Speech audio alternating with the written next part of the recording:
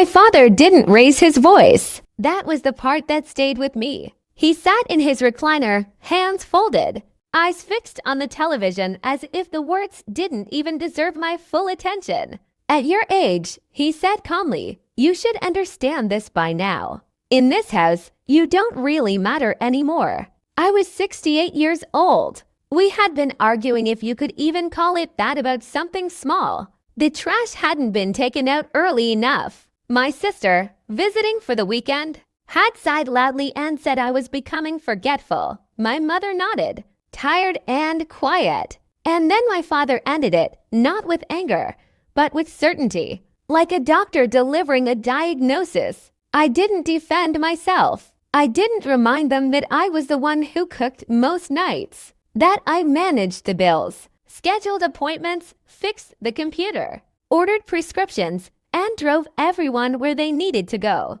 I just sat there and listened, because in that moment, something inside me finally settled. If I didn't matter anymore, then maybe I didn't have to keep proving that I did. That night, I lay awake in my room, staring at the ceiling fan turning slowly above me. My body was tired in a way sleep didn't fix. Not physical tiredness, something deeper. The kind that comes from being useful but unseen. The next morning, my routine changed without a single announcement. When my mother asked if I had ordered her heart medication online, I said gently, no, I haven't. She blinked. You usually do. I know, I replied, but not today. Later, my sister asked if I could drive her to meet an old friend. I'm staying in, I said. She laughed like I was joking. I wasn't. There was no anger in my voice, no punishment in my tone, just absence. For the first time in decades, I made breakfast only for myself. I took a slow walk around the block. I sat in the park and watched people my age laughing, moving freely, living without apology. I didn't know it yet, but this was the beginning of everything changing. End of part 1. By the third day, the silence had become noticeable. Not the peaceful kind. This was the awkward, unsettled silence of a house that had lost its rhythm. The television was still on. The clock still ticked. But something essential was missing, and no one could quite name it yet. I noticed it first in the smallest moments. The mail piled up on the entry table because I didn't sort it right away. A few envelopes were marked past due, normally. I handled those before anyone even saw them. This time, I let them sit there like quiet witnesses. My mother stood in the kitchen staring at the coffee maker one morning. It's blinking again, she said. I nodded. Looks like it. She waited. I didn't move. Eventually, she pressed a few buttons, frowned, and poured herself instant coffee instead. I could see the irritation on her face, not at the machine, but at the unfamiliar feeling of having to figure something out on her own. That afternoon, my father missed a call from the insurance company. He complained loudly that no one reminded him. I was in the next room reading a book I had started months ago and never finished because I was always needed. I kept reading. At dinner, my sister finally said it out loud. You've been really checked out lately, she said, poking at her food. I looked up calmly. I'm right here. You know what I mean, she snapped. You're acting like you don't care. I took a slow breath. No, I said gently. I'm acting like someone who was told he doesn't matter. The table went quiet. My mother cleared her throat. That's not what your father meant. I smiled politely. It's what he said. No one argued after that. Not because they agreed, but because they didn't know how to. Over the next week, the cracks widened. The internet shut off one afternoon. My sister assumed I would call the provider. I didn't. She sat on the phone for nearly an hour, frustrated and confused, muttering things under her breath. When she finally fixed it, she looked exhausted. My father struggled to submit a form online for his pension. He tried twice, failed, and slammed the laptop shut. This used to be easy, he muttered. It was, I said quietly, because I made it easy. He looked at me, then really looked at me for the first time in a long while. There was something unfamiliar in his eyes. Not anger, not authority, uncertainty. And for the first time, I realized something important. They hadn't lost me. They had lost a version of me who carried everything without complaint. And they didn't know how to live without him yet. By the second week, the house no longer felt like a home. It felt like a place where things happened late. Late meals, late payments, late reactions. Nothing disastrous, just enough disorder to make everyone uneasy. My mother forgot a doctor's appointment one Tuesday morning. She sat on the couch afterward, purse still in her lap, staring at the wall like she couldn't understand how time had slipped past her. I watched from the doorway, not with satisfaction, but with a strange calm. I didn't remind her. Not because I was cruel, because reminders had become invisible labor. That evening, she asked carefully, "Did you know I had an appointment today?" "Yes," I answered honestly. Her head turned slowly. "Then why didn't you say anything?" I folded the newspaper. "You didn't ask." The words hung between us, heavy but true. Later that night, I heard my parents arguing in their bedroom. Not shouting, just tired, whispered voices. My name came up more than once. My father sounded defensive. My mother sounded worried. That was new.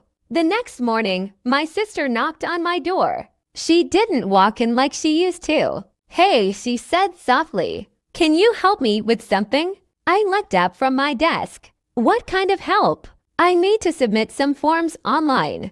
"It's confusing." I thought about it for a moment. Then I shook my head. "I won't do it for you." Her face tightened. "Seriously?" But I continued. "I can sit with you and show you how." She hesitated, clearly annoyed. Then she nodded. We sat side by side at the kitchen table.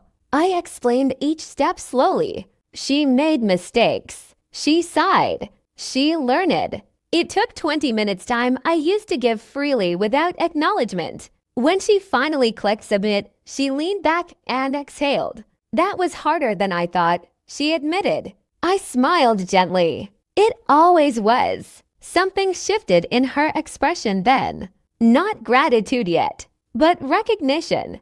That afternoon, my father tried to joke. "Careful," he said. "We might have to start paying you." I looked at him calmly. I was never asking for money. He nodded, uncomfortable. "I know." For the first time, he sounded unsure of himself around me. As days passed, I felt lighter. I walked more, slept better. I started volunteering twice a week at the local library, helping seniors learn basic computer skills. Strangers thanked me more in one afternoon than my family had in years. One man shook my hand and said, "People like you keep things running." I carried those words home with me. That night at dinner, my mother watched me closely. "You seem happier," she said. "I am," I replied. She frowned slightly. Even with all this distance, I met her eyes. Because of it, she didn't answer. But her silence wasn't dismissive this time. It was thoughtful. And I knew then this wasn't about revenge. It was about balance. And they were only just beginning to feel the weight I had been carrying alone. By the third week, the change was no longer subtle. It had a weight to it. The house felt slower, not because anyone was lazy, but because no one was used to planning ahead. Things used to get done before they became problems. Now problems announced themselves loudly. The refrigerator was nearly empty one evening. My mother opened it, sighed, and closed it again. I thought someone went shopping. She said to no one in particular. I was at the table, reading. I didn't look up. My father finally spoke. "You used to keep track of these things." I nodded. I did. There was no accusation in his voice this time, just quiet observation.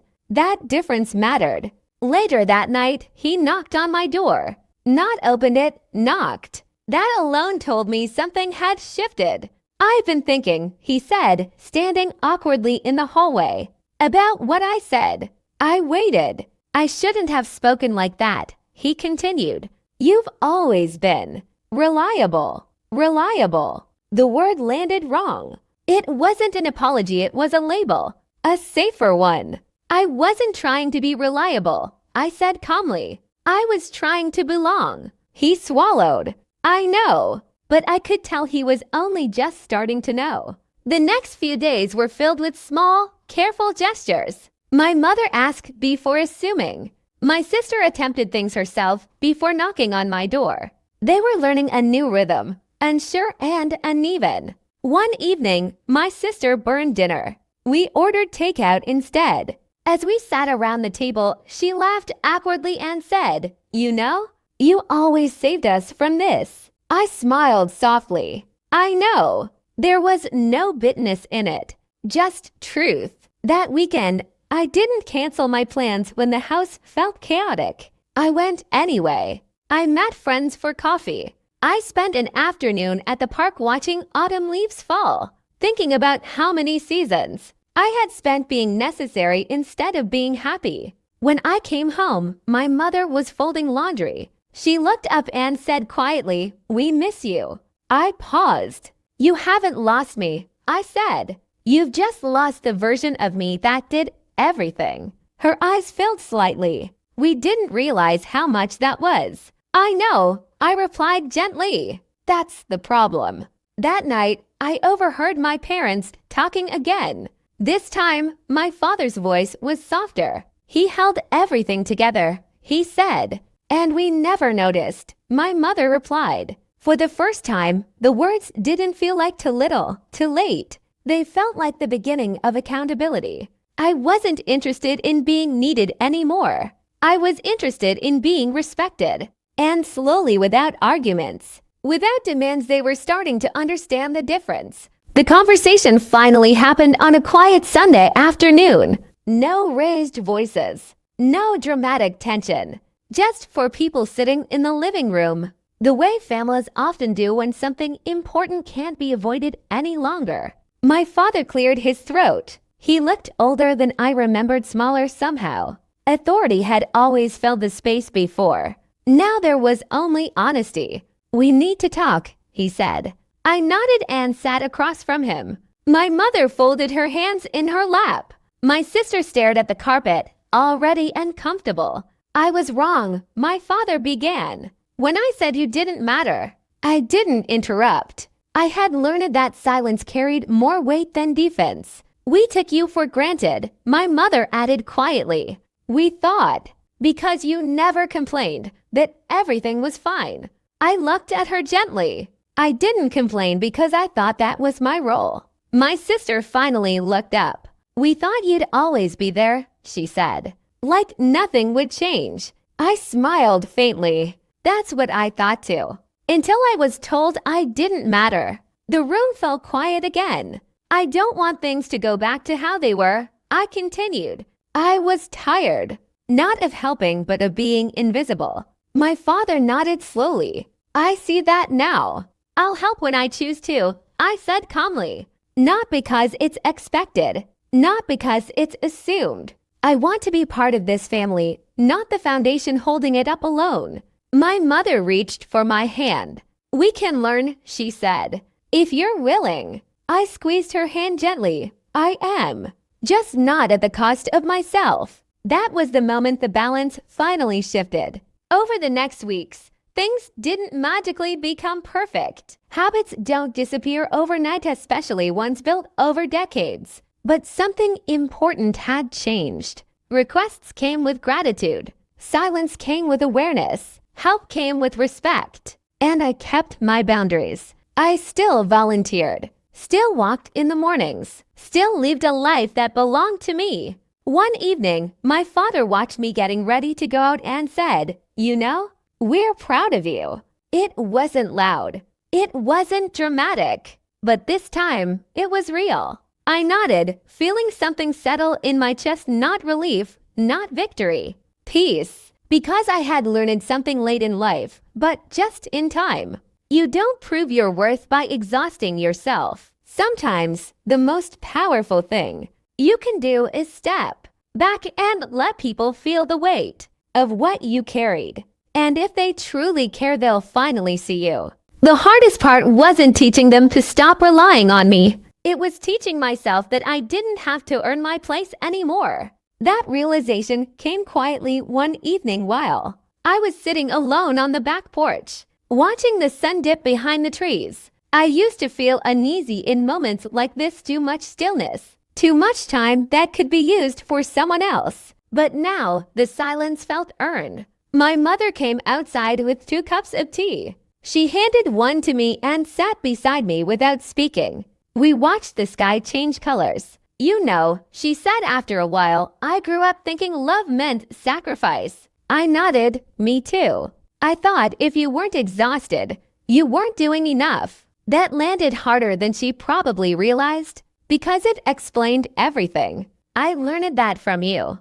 I said gently, and I carried it longer than I should have. She reached for my hand. I'm sorry. This time, I felt it fully, not as words but as understanding. Inside the house, my sister was on the phone, handling something on her own. She sounded confident, capable. A month ago, she would have called me in a panic. I smiled to myself. Later that night, my father asked my opinion on something, not because he needed me to fix it, but because he respected my perspective. That distinction mattered. You don't have to decide, he added. I know, I said, but thank you for asking. I realized then that boundaries don't push people away when they're healthy. They teach people how to meet you properly. I started reconnecting with old parts of myself. I dusted off hobbies I had abandoned, writing letters, listening to music without multitasking, calling friends just to talk,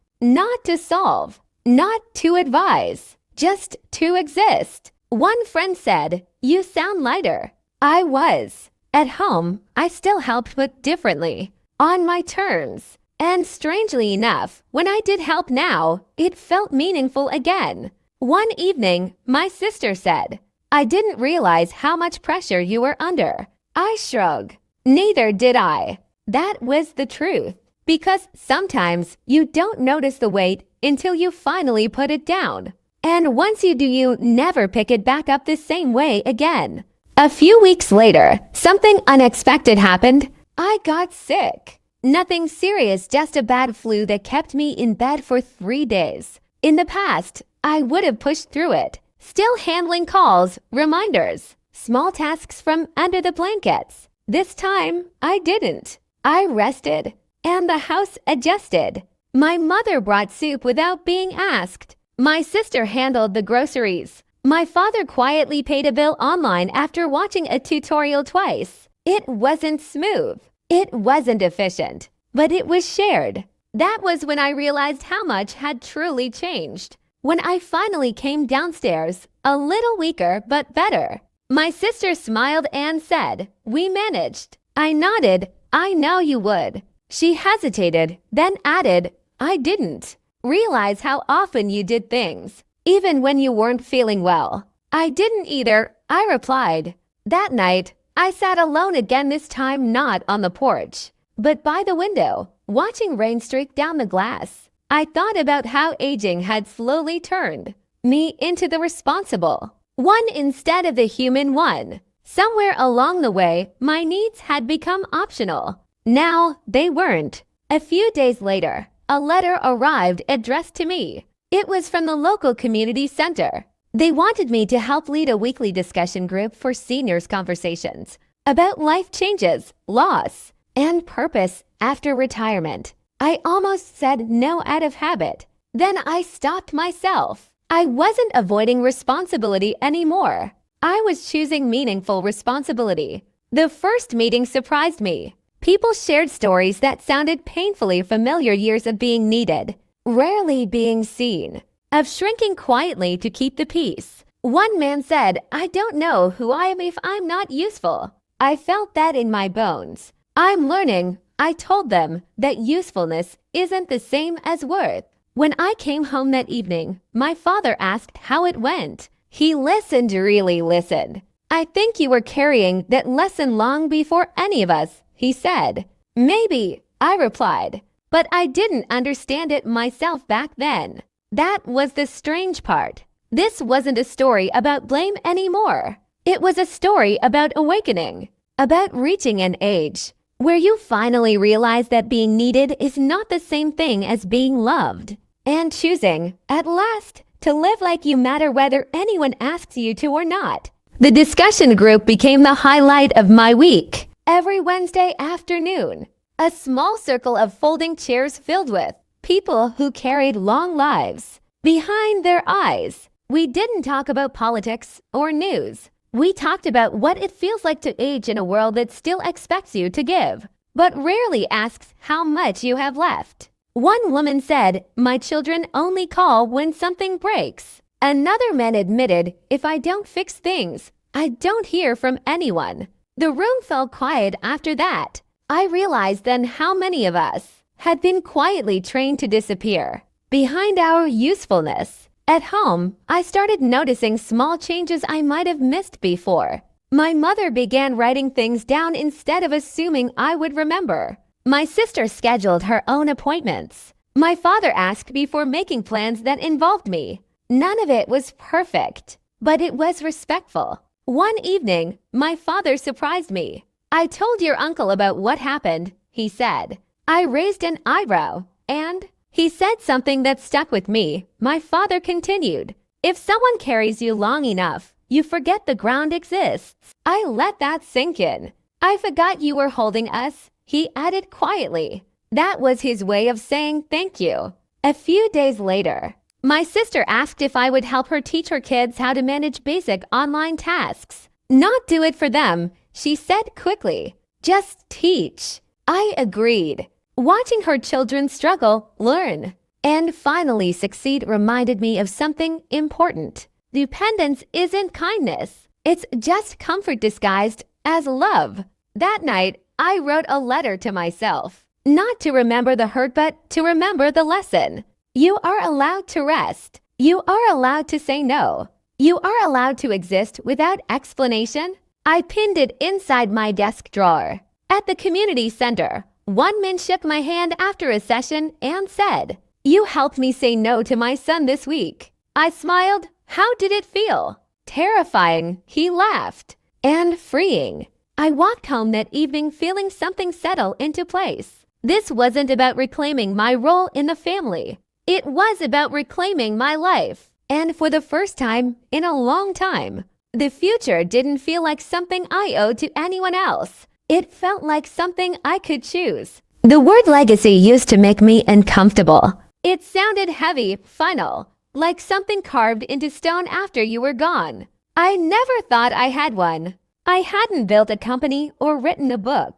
I had just kept things running, quietly, faithfully. But that changed the day my grandson asked me a question I wasn't ready for. We were sitting at the kitchen table, his homework spread out between us. He looked up and said, "Why does everyone ask you for help?" I smiled, "Because I know how to do a few things." He frowned. "But why don't they help you?" The simplicity of the question caught me off guard. I didn't always let them, I admitted. He nodded like that made sense. Kids understand boundaries better than adults sometimes. That night, I thought about what I was actually passing down. Not skills, not favors, but permission to have limits. At the community center, attendance grew. People started bringing friends. Word spread that it was a place where you didn't have to perform usefulness to belong. One afternoon, a woman pulled me aside and said, "I told my daughter I won't be babysitting every weekend anymore." I raised an eyebrow, and she cried, the woman said softly. Then she figured it out. We shared a quiet smile. At home, my father asked if I wanted to help reorganize the garage. Not because it needed me, but because he wanted to do it together. We worked slowly, talked, took breaks. I thought being strong meant handling everything, he said. "It doesn't," I replied. "It means knowing when to stop." He nodded, thoughtful. Later that week, I declined an invitation without explaining myself. And nothing bad happened. The world didn't collapse. No one was angry. That felt like freedom. One evening, my sister hugged me unexpectedly. "I'm glad you didn't disappear," she said. "Even when you pulled back." I hugged her back. I didn't pull away. I stood still. That was the difference. Legacy, I realized, isn't what you leave behind. It's what you teach people to stop expecting from you and what you teach them to carry themselves. And in that quiet understanding, I felt something rare and steady. Contentment. By the time the leaves turned amber outside, something had shifted inside me permanently. It wasn't dramatic. There was no sweeping reconciliation, no grand gestures, just quiet, steady acceptance. I realized that life had been asking me the same question for decades. Who do you live for? I had always answered for everyone else. The bills, the appointments, the small emergencies that never made it to the headlines of our family life. I thought being indispensable was love, but it wasn't. It was obligation. Now I answered for myself. I still helped my family, but on my terms. My mother could ask, my sister could inquire. My father could request, but I decided when and how. And they began to respect it, slowly, awkwardly at first, but genuinely. One evening, my father found me in the garden, trimming the rose bushes. He leaned on the fence quietly and said, "I never realized how much you carried. I thought it was just what you did." I wiped my hands on my pants. It was what I did, but that doesn't mean it wasn't heavy. He nodded. "I'm sorry. Not just for what I said before, but for all the times we forgot to notice." I didn't reply immediately. I simply looked at him, and in that pause, I felt a bridge forming, a connection that had been buried under decades of assumptions and silent expectations. My sister joined us from the porch with a cup of tea. "I didn't realize," she said softly, "how much you always did for us." I smiled faintly. "Now you do." It wasn't a lecture. It was acknowledgement, a recognition that sometimes absence teaches more than presence ever could. The next day, I found a small note on my nightstand. My mother's handwriting, shaky but deliberate. "Thank you for staying with us. Not because we demand it, but because you choose to." I kept it, taped it above my desk. A reminder that my value wasn't in the work I did, but in the choices I made about how I gave my time and energy. I began to notice other changes in myself too. My sleep was deeper, my appetite steadier. I walked with less tension in my shoulders. The hobbies I had abandoned, reading, music, sketching, became my companions again. I wasn't just surviving. I was living. At the community center, one woman approached me after a session. I told my kids I can't always fix things for them. And you know what? They finally listened.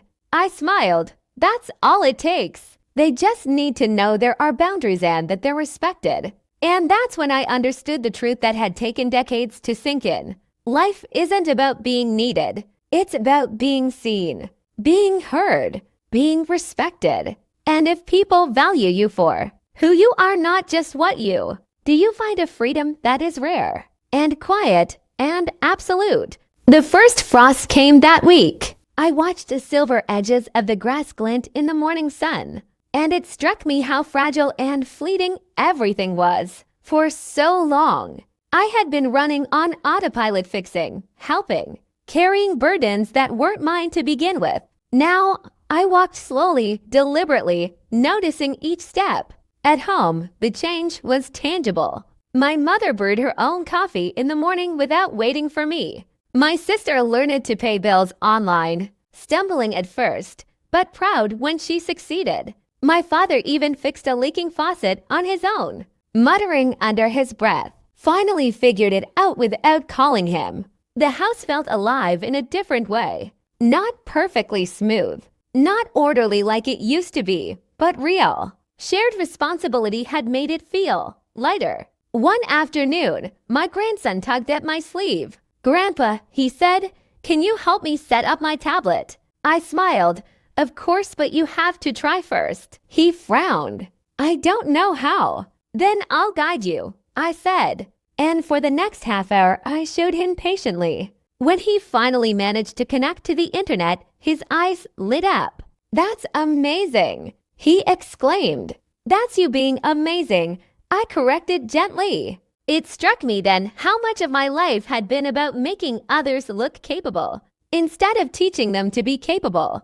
The difference was everything. Later that evening, my father sat beside me in the living room. "You've changed the house," he said quietly. I raised an eyebrow. "How do you mean?" "People are noticing, paying attention, not just relying blindly anymore." I nodded. "They're learning. And I'm learning too." There was a long pause. Then he added, softly, "I never realized how much you carried.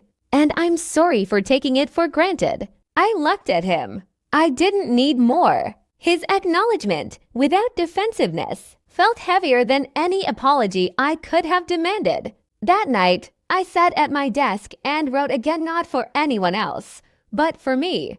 I am enough. My worth is not in what I fix. My value is not in my labor. I am here, and I matter because I exist. And if others notice it or not, that does not change the truth. For the first time in decades, I truly believed it. The walls of the house no longer felt like cages of obligation. They felt like spaces where respect and care could exist alongside independence. I realized, too, that age doesn't lessen the need for boundaries, it intensifies it. Decades of giving had taught me the cost, and now I finally understood how to live without paying that price. And as I closed my journal that night, I felt a rare, steady calm, the kind that comes from knowing you've stopped surviving for others and started living for yourself. Winter had settled in fully. Frost lined the edges of the windows, and the early sunsets reminded me how short the days had become. But inside, something was warming, steadily quiet,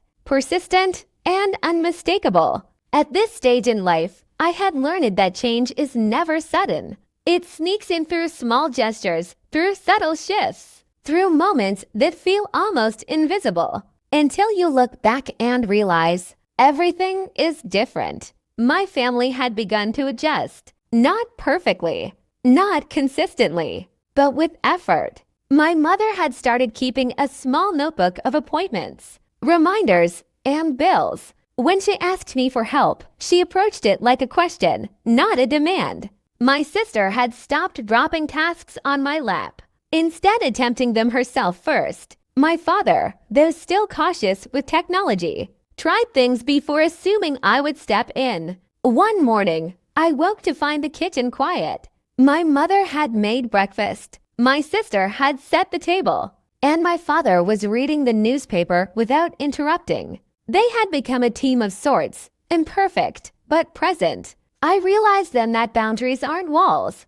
They're invitations for people to rise to their own capacity, to become more responsible, more capable, more aware. That afternoon, I visited the community center to lead the discussion group. Seniors gathered around, sharing their stories, their regrets, their victories. One man said, "I spent years bending over backward for everyone else, and now I feel invisible." I listened, and then I shared a piece of my own story about being taken for granted, about realizing that stepping back wasn't withdrawal, it was self-preservation, about the freedom that comes from living your life intentionally, not by obligation. Later, I returned home to a small moment that felt monumental. My grandson had set the table for dinner himself, smiling proudly. I remembered, "Grandpa," he said.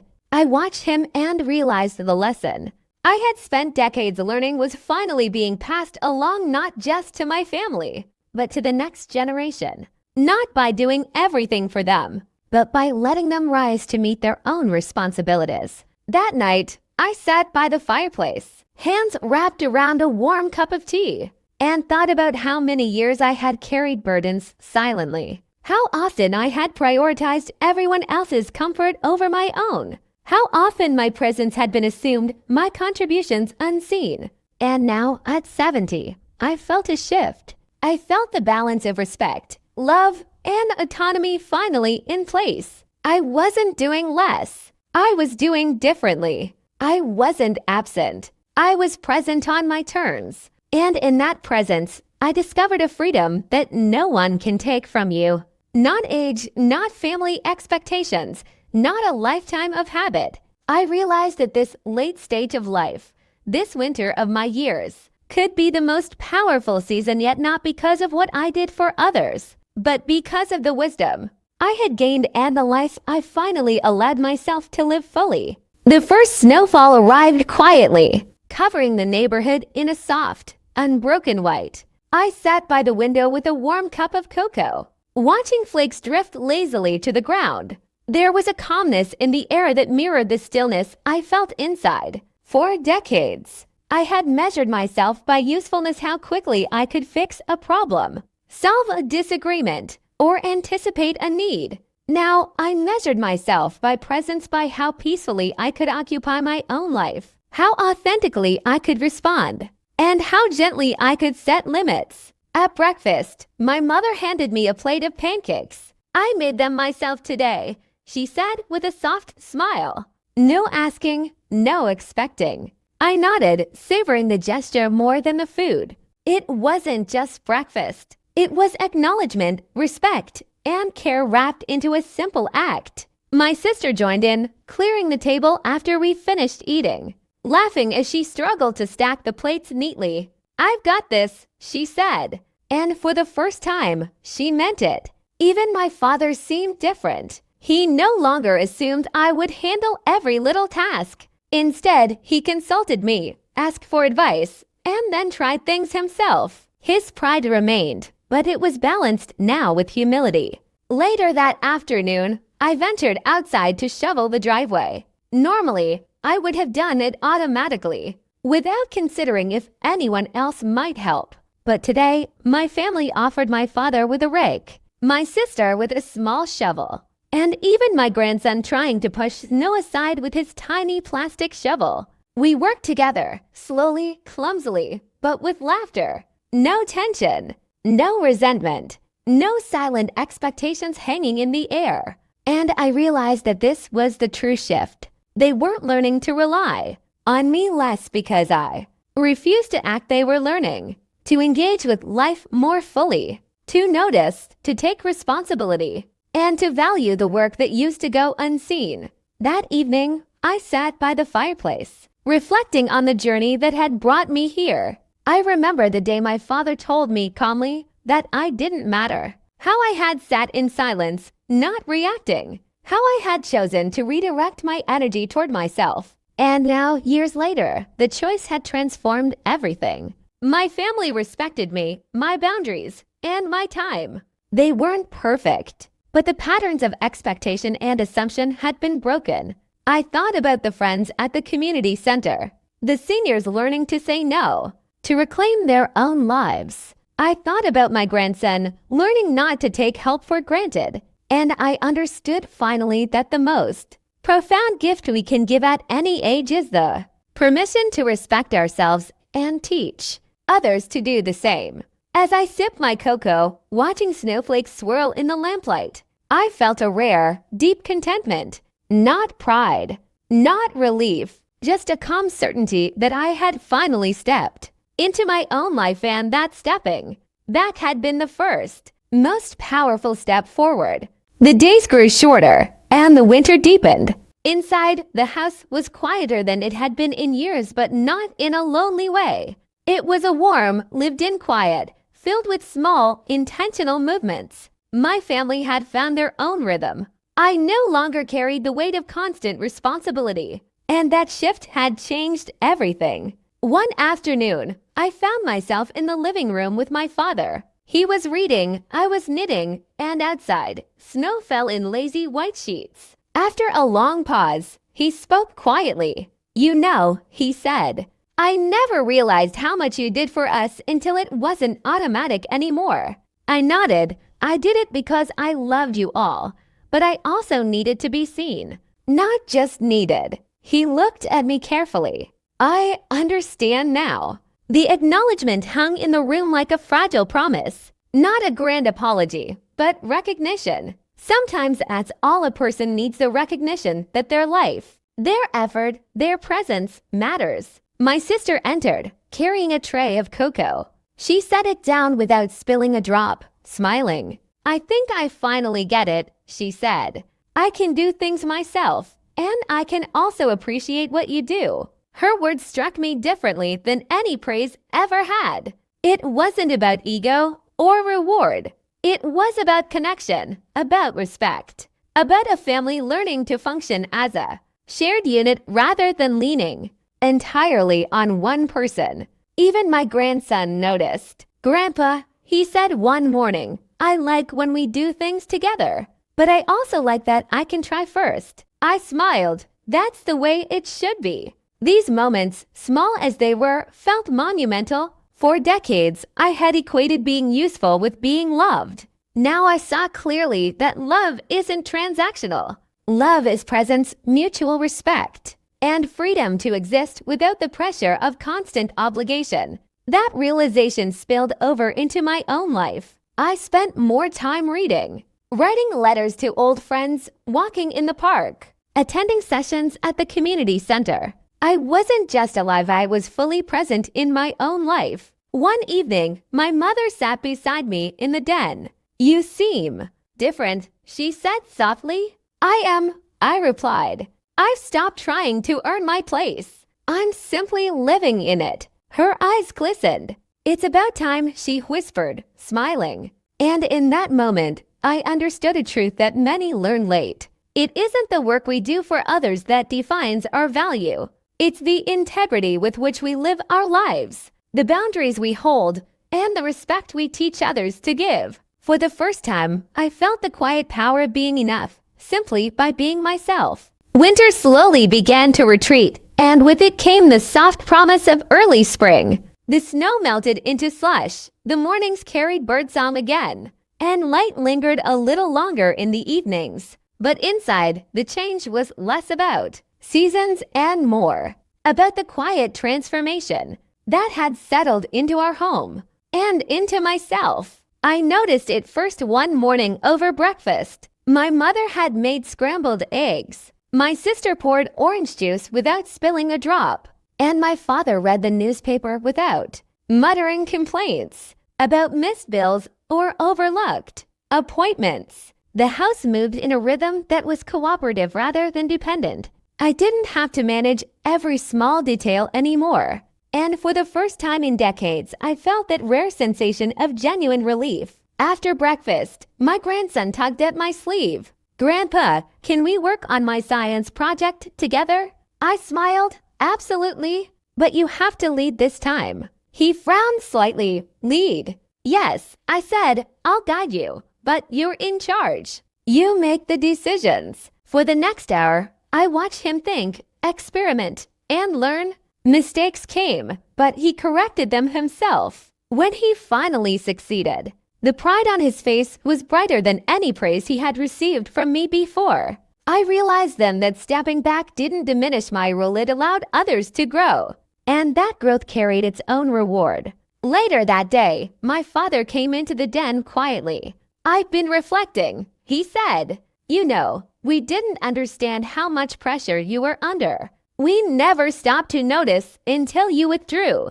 "I think," I replied, "we all needed a lesson in balance." He nodded slowly. "I see that now." My sister came in with a stack of bills she had already paid herself. "It wasn't as scary as I thought," she said. "I even figured out the new online system."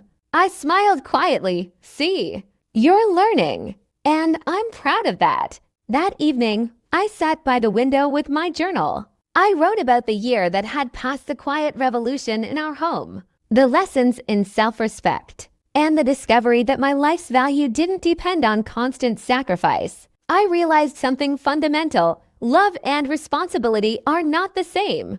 You can give love freely, but responsibility must be balanced or it becomes a chain rather than a choice. Later, my mother joined me in the living room. "You've changed the house," she said softly. "It feels lighter, calmer, and yet more alive." "That's the power of boundaries," I replied. "When people are asked to show up fully, it transforms everything." She nodded, and for the first time, we sat together without the weight of unspoken expectations. That night, I understood fully that life, even in later years, could offer growth, clarity, and a sense of purpose, not through constant doing, but through thoughtful being. And I felt an unusual warmth spread through me, the quiet, unwavering contentment of a life finally lived on my terms. Spring had fully arrived, though the air still carried a crispness that reminded me of the passing winter.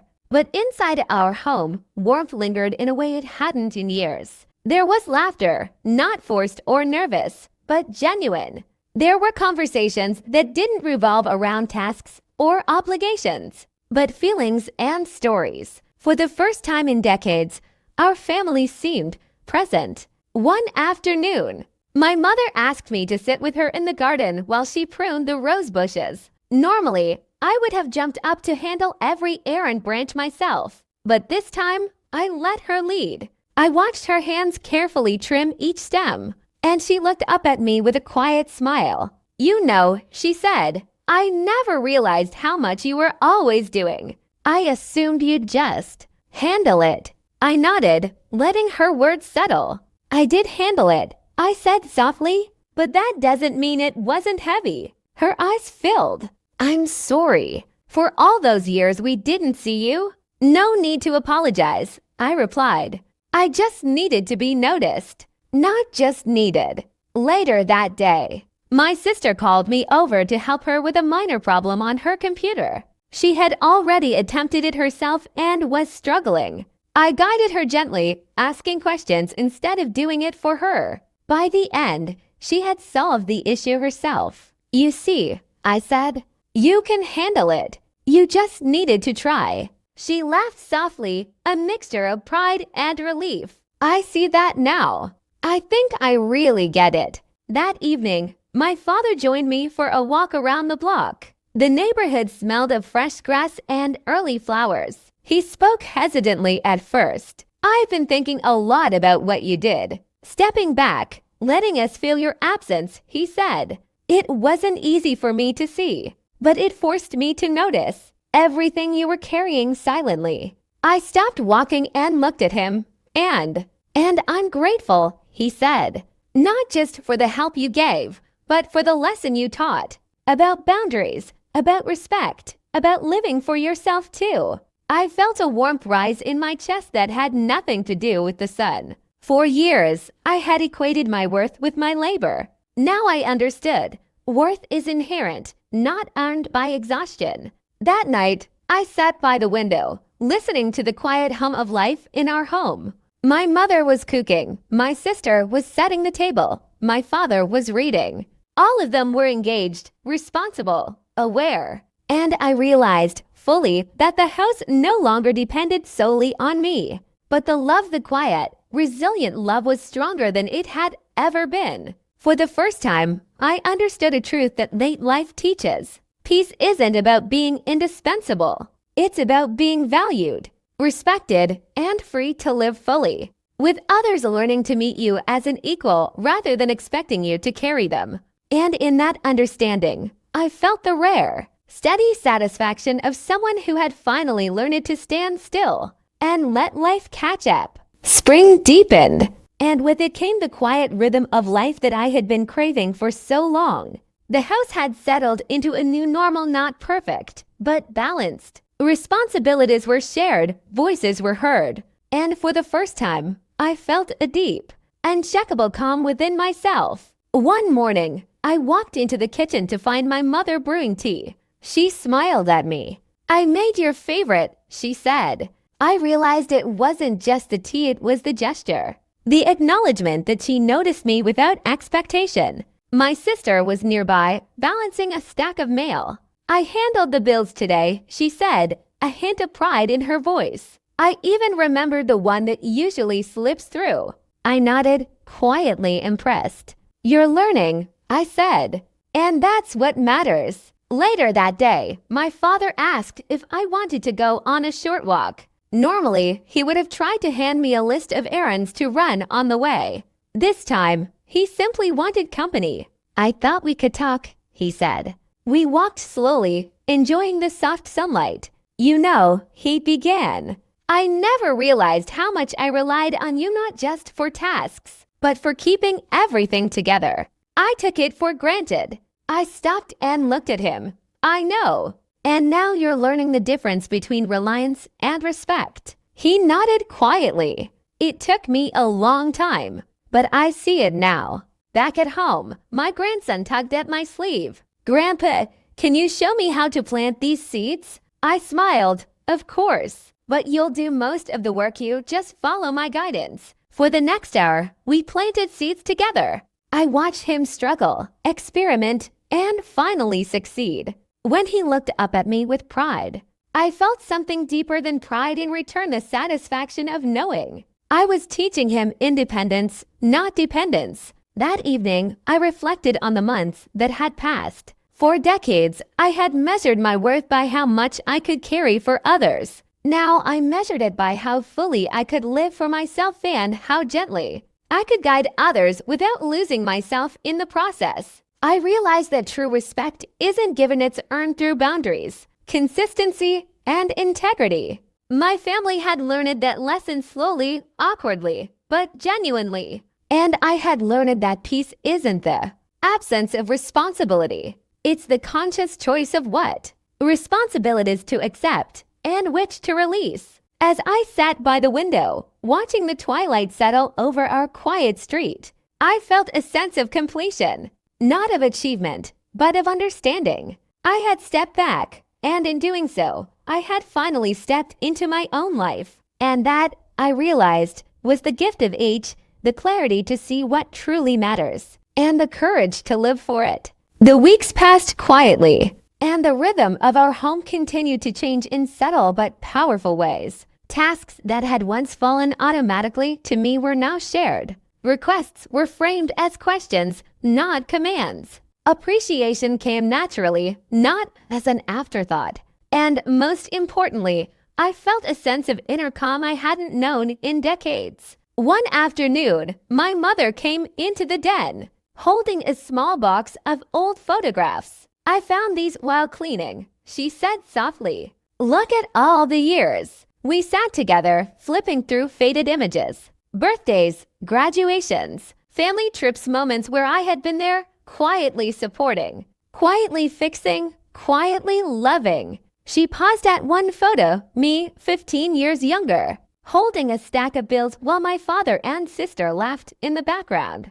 "I didn't realize," she whispered, tears forming, "how much you carried." I reached out, taking her hand gently. "I carried it willingly," I said, "but I needed to be noticed, to not just needed." Later that evening, my father joined me in the living room. He had a quiet, reflective look. "I've been thinking," he said. "We acted as though your help was endless, as though your effort was invisible. I see now that we were wrong." I nodded. "And now?" "Now we notice, we appreciate, and we try." My sister entered, carrying a small notebook. "I've been writing down tasks I usually ask you for. I want to learn to do them myself." I smiled faintly. That's all I ever wanted, for us to function as a family together, rather than me being the invisible anchor. At dinner, for the first time in years, there were no silent assumptions. Everyone participated. We laughed, shared stories, and planned small activities together. The weight of unspoken expectations had lifted, and in its place was understanding. That night, I reflected on my own journey. I had spent decades believing that my worth was tied to my usefulness. I had sacrificed time, energy, and even parts of myself to be the quiet fixer in a household that rarely noticed. But stepping back had transformed everything, not just my family, but me. I had learned a lesson that age often teaches too late. Your presence is more than your labor. Your value is inherent, not measured by how much you do for others. And as I sat by the window, watching the stars appear one by one in the clear night sky, I felt a deep, quiet satisfaction, a sense of completion not tied to achievements, but to understanding.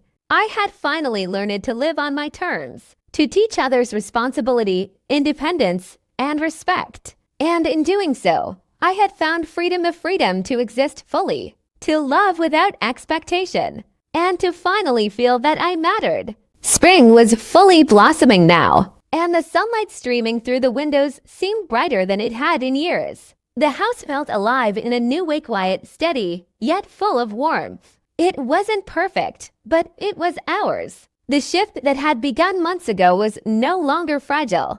It had taken root firmly in the daily rhythm of our lives. I noticed it first one morning over breakfast. My mother poured coffee for everyone without prompting and smiled at me.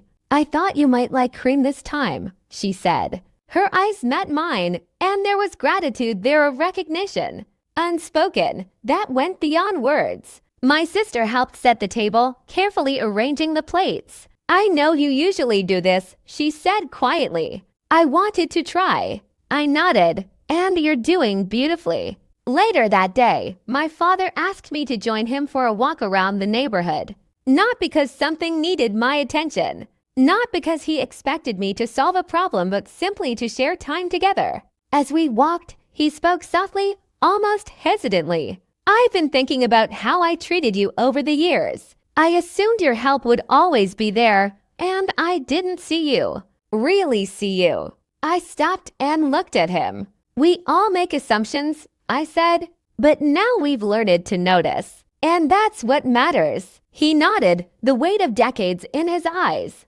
"I see it now. I hope you know how much I respect you for everything you've done and for setting boundaries when we didn't." I smiled, the warmth spreading deeper than I expected. "I do, and I respect you for learning it too." That evening, my grandson tugged at my sleeve. "Grandpa, can you show me how to fix the old radio?" I guided him patiently, asking questions instead of doing it for him. He struggled, made mistakes, but finally managed to make it work. The pride on his face mirrored the quiet satisfaction I had been nurturing in myself all these months. The satisfaction of seeing others grow while respecting my own limits. Later, I sat alone by the window, watching the sunset in a sky streaked with orange and pink. I reflected on the journey that had brought me here. The years of unrecognized labor, the silent sacrifices, the realization that stepping back was not abandonment but empowerment. I understood fully now. Respect, love, and connection are not measured by endless giving. True fulfillment comes from living your life on your terms, setting boundaries, and teaching others to meet you as an equal rather than relying on you blindly. For the first time, I felt complete, not because I had done everything, but because I had finally learned to live fully, to love wisely, and to be seen for who I truly am.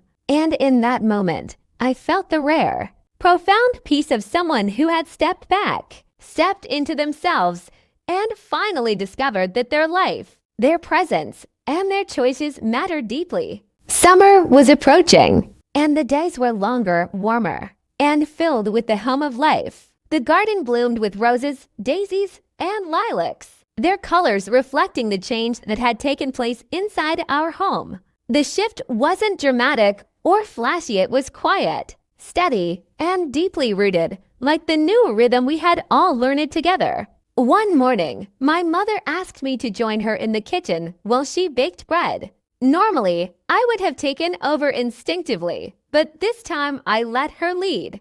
I watched her hands work the dough, kneading slowly, deliberately. There was a calm focus in her movements that I hadn't noticed before. Patience and pride she hadn't allowed herself in years. "You know," she said, smiling as the dough rose. "I never realized how much you carried for us. Always fixing, always managing. I thought it was just your nature." I shook my head gently. It was my nature, yes, but it was also heavy. And I needed to step back so you all could see that too. She paused, her eyes soft. "I understand now. I see you." Later that afternoon, my sister came over with her laptop.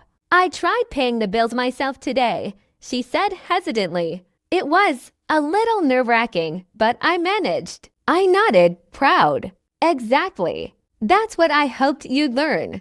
That you can do things on your own and that you're capable without me having to intervene every time." That evening, my father suggested we have a family meeting, not a lecture, not a task-focused discussion, but simply a check-in. We sat around the dining table, talking about small victories, mistakes, and lessons. My grandson shared how he had finally managed his science project mostly by himself. My mother talked about trying new recipes without me supervising. My sister admitted she had felt nervous about handling responsibilities, but proud of herself for stepping up. And my father, he looked around the table quietly and said, "I think we've all learned something important. That family isn't just about helping each other. It's about respecting each other, noticing each other, and knowing when to step back and let someone grow." I realized then that the lessons I had learned weren't just for me, they were spreading through my family. Independence, respect, and self-worth were now understood and practiced by those I loved. The household was no longer a place where I carried the invisible weight. It had become a shared space of care, awareness, and mutual respect. That night, as I sat alone on the porch watching fireflies dance in the twilight, I reflected on the years I had spent giving without pause, giving without acknowledgement, giving until it was invisible. And now, in this quiet summer evening, I understood that stepping back had been the most powerful gift not just for me, but for everyone around me. I felt something I hadn't in decades, the steady, unwavering satisfaction of living fully, loved for who I am, not for what I do. The summer heat settled in, warm and unrelenting, but the atmosphere in our home had grown lighter, calmer, and surprisingly joyful. For the first time in decades, our families' interactions were no longer framed by silent obligations or unspoken expectations. There was laughter, conversation, and a sense of shared responsibility that felt unfamiliar but comforting. One morning, my mother asked me to sit with her in the sunroom while she organized old letters and keepsakes. Normally, I would have taken over, sorting and arranging, but this time I let her lead. I watched as she carefully unfolded each letter, reading with patience and sometimes chuckling softly. There was a dignity in her movements, a pride she had reclaimed in doing things for herself, rather than relying on me to manage them. "You've taught us a lot," she said quietly, looking up at me. "Not just by doing things for us, but by showing us how to stand on our own." I smiled gently. That was always my hope, to give you space to grow rather than always being the fixer. Later, my sister approached me with a small stack of receipts. "I handled the bills today," she said, a note of pride in her voice. "It wasn't easy, but I managed." I nodded. Exactly. That's the point. Independence matters, and you've earned it.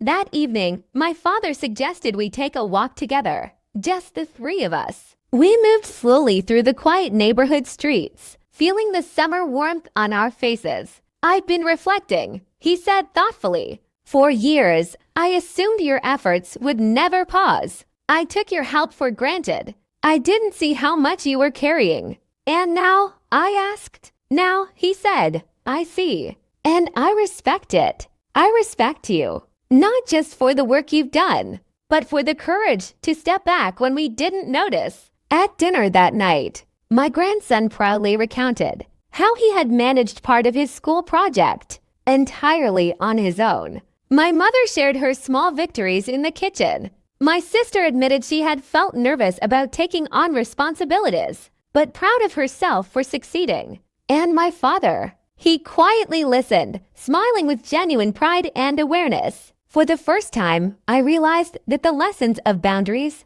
respect, and self-worth were spreading. They weren't just concepts I lived by, they were becoming part of our family culture. Independence and appreciation were no longer abstract ideas. They were being practiced daily. Later, as I sat on the porch watching the fireflies flicker in the warm summer evening, I reflected on the journey, the decades of unrecognized labor, the silent sacrifices. The feeling of being invisible, all of it had led me here. Stepping back had not been abandonment, it had been empowerment. For myself and for everyone around me. I felt a deep, unshakable peace, the rare satisfaction of living fully, loved and respected for who I am, not for what I do. The long summer days brought a steady warmth that seemed to mirror the calm I felt inside. Our home had changed not through grand gestures or dramatic confrontations, but through small, deliberate acts of awareness, respect, and shared responsibility. The weight I had carried for decades was no longer mine alone, and in its absence, life had gained a quiet, sustainable rhythm. One morning, I found my mother tending to the garden. The roses were blooming, their petals bright and fragrant. I offered to help, but she shook her head with a small smile. "I've got this," she said. I watched her work, kneeling in the dirt, carefully trimming and pruning, and I realized she had reclaimed a sense of independence I hadn't seen in years. Later, my sister came into the sunroom with a stack of mail. "I sorted the bills today," she said, almost shyly. "It wasn't as hard as I thought, and I feel capable." I smiled softly. "That's exactly the point. You're capable, and I'm proud of you for taking the step." My father joined us, leaning against the doorway. "I've been thinking about the past," he said quietly. "How much I assumed, how little I noticed. Watching all of you take responsibility, I finally understand. I see what you've carried, and I respect it." His words carried a weight that I hadn't expected. It wasn't an apology. It was acknowledgement, recognition, a rare gift I hadn't realized I needed so deeply. Later that evening, my grandson tugged at my sleeve. "Grandpa, can you help me fix the birdhouse?" I guided him carefully, asking questions instead of doing it for him. He struggled, made mistakes, but finally managed to assemble it correctly. The pride in his eyes reminded me of my own journey, the growth that comes from learning to stand on your own, from being allowed to try, fail, and succeed.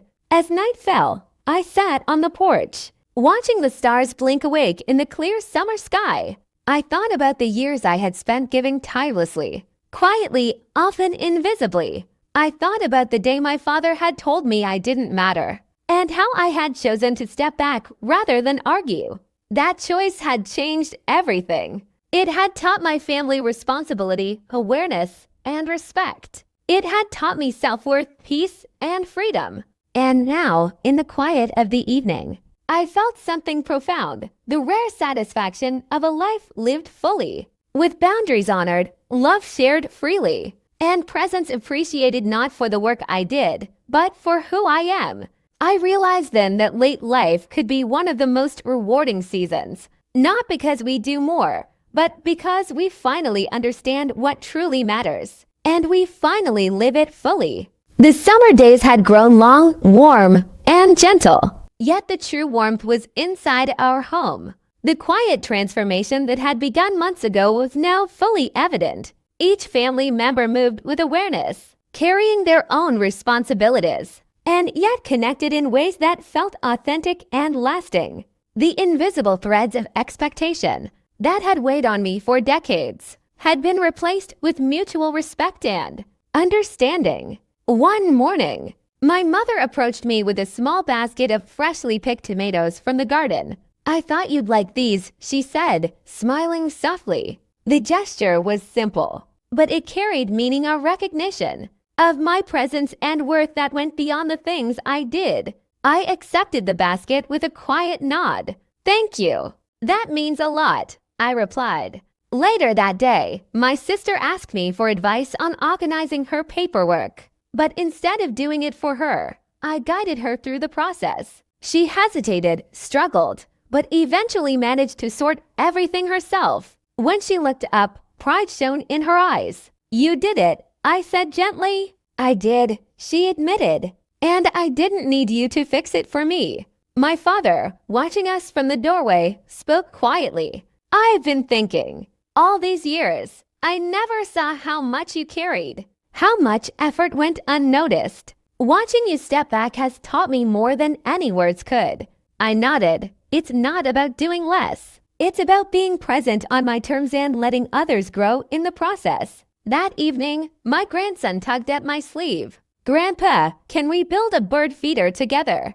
I smiled. "Of course, but you're in charge, I'll guide you." For the next hour, we worked side by side, He made mistakes, laughed, learned, and finally succeeded. The pride he felt reflected my own pride in him, but also pride in the lessons I had cultivated in myself: patience, boundaries, and respect for one's own life. Later that night, I sat by the window with a cup of tea, watching the summer twilight fade into night.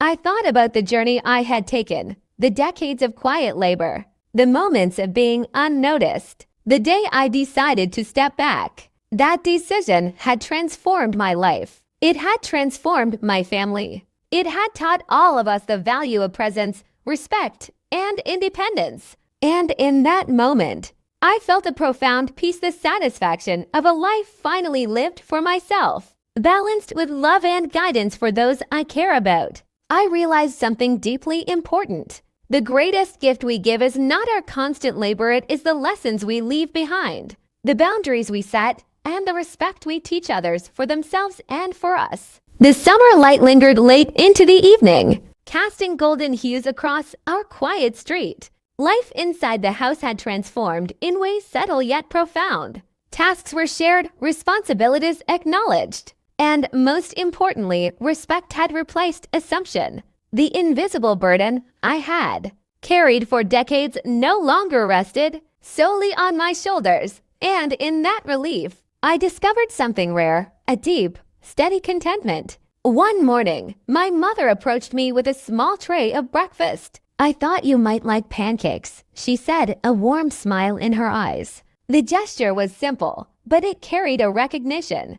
I had longed for an acknowledgement that I mattered not just for what I did, but for who I am.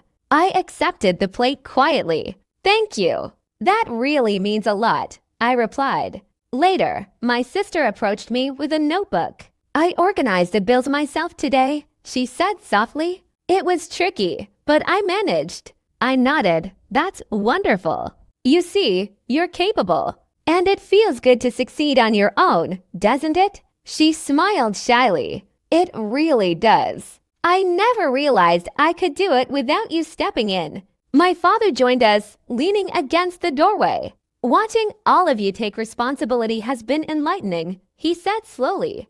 "I see now how much you did for us, without being asked, and how much it shaped our habits, without us noticing." I looked at him, my heart calm. Stepping back wasn't abandonment, I said gently. It was an opportunity for all of us to grow and recognize the value of effort and independence. That evening, my grandson tugged at my sleeve. "Grandpa, can we build the birdhouse again?" I smiled warmly. "Absolutely. But this time, you'll lead. I'll guide when needed." For the next hour, we worked together. He struggled, made mistakes, laughed, and finally succeeded. When he held the finished birdhouse aloft, pride lit his face. In that moment, I realized the depth of what I had learned over the past months. True guidance isn't about doing everything for someone. It's about empowering them to do it themselves. Later, I sat quietly by the window, watching the sun dip below the horizon. I reflected on my journey, the decades of quiet labor, the silent sacrifices. The day I realized I could step back without guilt or anger. That choice had changed my life and my family's forever. I felt a profound peace, of life finally lived on my terms. Boundaries respected, love given freely, and presence appreciated. And I understood something vital in later life. The greatest gift isn't constant effort, it's wisdom, self-respect, and the courage to teach others the value of their own independence. Autumn had arrived quietly, painting the trees in shades of amber, gold, and rust. The air carried a gentle crispness, and with it came a sense of reflection. I sat by the window with a warm cup of tea, watching leaves drift slowly to the ground.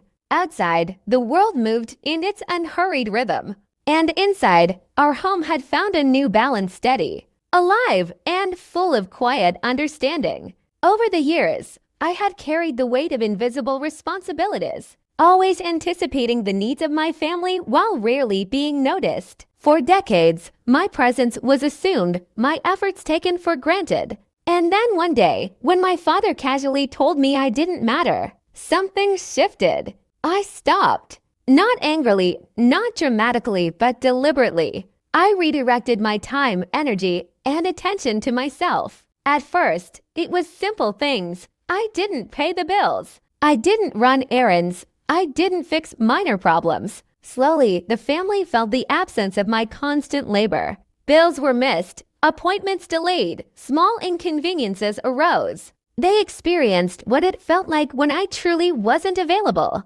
And in that absence, recognition grew. Over the months, that awareness blossomed into something deeper, respect. My mother began handling household tasks independently. My sister learned to solve problems without relying on me. And my father approached responsibilities with care and humility. Together, we rebuilt a family dynamic grounded in appreciation, shared effort, and mutual respect rather than assumption. I discovered something profound through this process. Self-worth is not defined by constant labor, and love is not measured by sacrifice alone. Boundaries are not walls, they are bridges. By stepping back, I allowed space for growth, for learning, and for genuine recognition. I also realized that the greatest gift we give our loved ones is not doing everything for them, but showing them how to manage, how to respect, and how to value themselves. One evening, my grandson held up a birdhouse we had built together. His pride radiated outward, and I felt the satisfaction of knowing I had taught him independence, not dependence. My family had changed not because I demanded it, but because I respected myself enough to step back and live fully. As the sun set that day, casting long shadows across the autumn leaves, I felt the rare, unwavering peace of someone who had finally learned to live life on their own terms. I was no longer just the silent helper or the invisible anchor. I was present, whole and valued for who I truly was. And in that moment, I understood fully. Stepping back had been the most powerful step forward of my life. My family, once unaware, had learned respect and responsibility. I, once unseen, had learned freedom and self-worth. I had finally discovered the quiet, enduring truth that even in late life, we have the power to reclaim ourselves, to teach others to rise, and to live fully, peacefully, and meaningfully.